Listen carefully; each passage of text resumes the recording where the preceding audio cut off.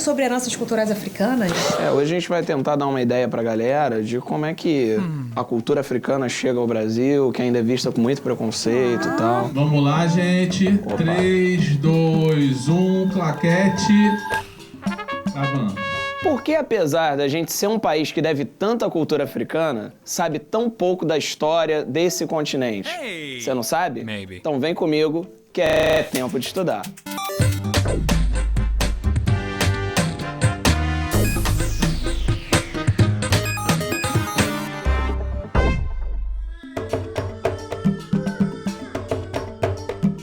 As pesquisas apontam que os primeiros seres humanos surgiram na África.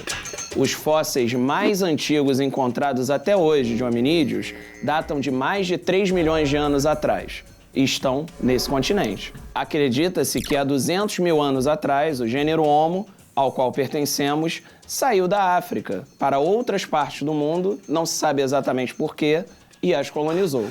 A África é um continente enorme, muito grande mesmo, com culturas diversas. Acredita-se que na África se falam de 1.000 a 2.000 idiomas diferentes. Na antiguidade, a África teve reinos poderosos. O mais conhecido deles, o Egito. A civilização egípcia começou a florescer pelo ano 5000 a.C. Lembramos dos egípcios pelas pirâmides. Portanto, eles eram excelentes arquitetos, tinham técnicas agrícolas muito avançadas e faziam a contagem do tempo de maneira primorosa. Vale lembrar também que os egípcios fizeram grandes avanços na medicina. Por quê? Eles faziam uma cerimônia de mumificação. A mumificação era uma maneira de conservar o corpo de quem falecia, para a vida após a morte, que era uma crença egípcia. E isso fez com que eles descobrissem o funcionamento de diversos órgãos e buscassem curas para determinadas doenças. Você lembra das múmias? E da maldição das múmias? Entre 1700 a.C. e 350 d.C., surge o reino Kush. Eram comerciantes de ouro, marfim, incenso e outros produtos. Entendi. Temos também o reino de Axum.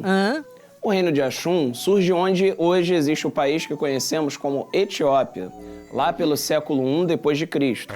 A partir do século IV da nossa era, eles se tornam cristãos. Sim. Esse reino enriqueceu muito, fazendo o comércio entre o Mar Vermelho e o Rio Nilo. Nas terras que hoje pertencem ao Líbano, surgiu um povo chamado fenício. Quem? Os fenícios eram grandes comerciantes e navegadores na antiguidade. Fundaram colônias em diversas partes do mar Mediterrâneo. Uma dessas colônias foi para o norte da África. Se tornou a cidade de Cartago, lá pelo ano 800 a.C. Os cartagineses se tornaram muito poderosos pelo comércio de metais preciosos, tecidos e alimentos. Tão poderosos que começaram a disputar com a poderosa cidade de Roma o controle do mar Mediterrâneo. Uau! Essa disputa virou guerra, na verdade 3 guerras, chamadas Guerras Púnicas.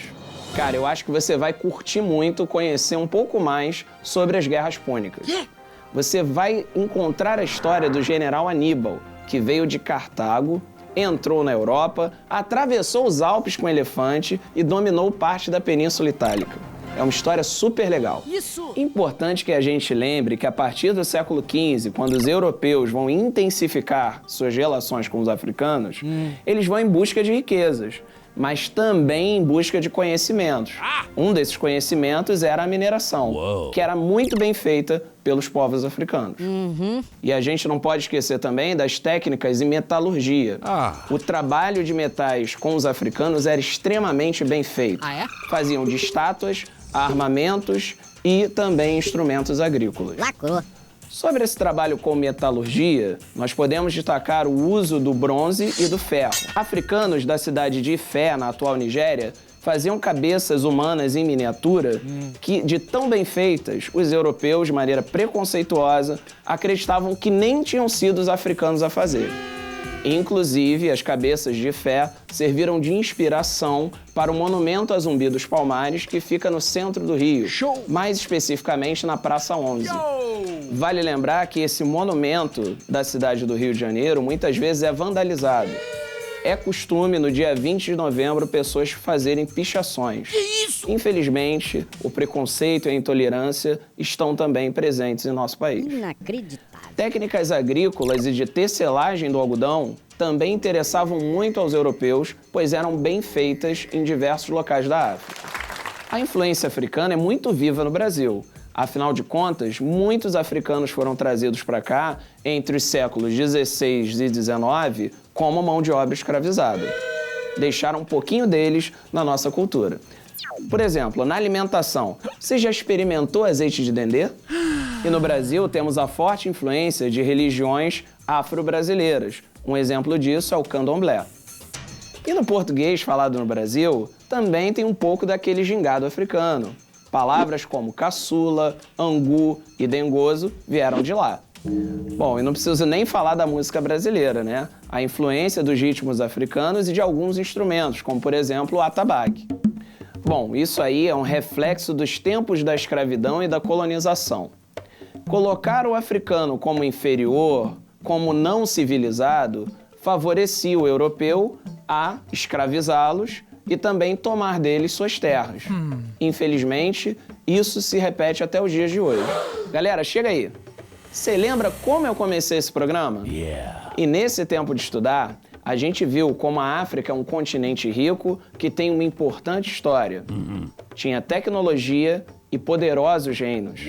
E que muito do que não conhecemos sobre a África se deve ao preconceito. Galera, a gente se vê numa outra história. Ei, não vai embora não. Eu tenho uma dica de livro pra você. Olha aqui, ó. Tá vendo? Isso aqui é Alberto da Costa Silva, autor, e se chama A África Explicada aos Meus Filhos. Show! É um livro muito gostoso, muito fácil de ler. Vale a pena você procurar nas livrarias. Érica, eu falei de múmia. Como é que é mesmo aquela coreografia que tinha a múmia, tinha os monstros? Como é que era isso? Vou te ensinar. É assim, Como ó. é que é isso?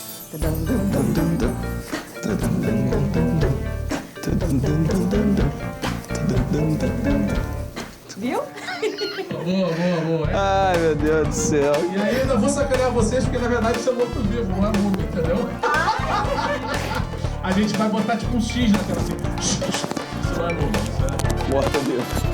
Valeu, gente. Obrigado a todo mundo. Valeu!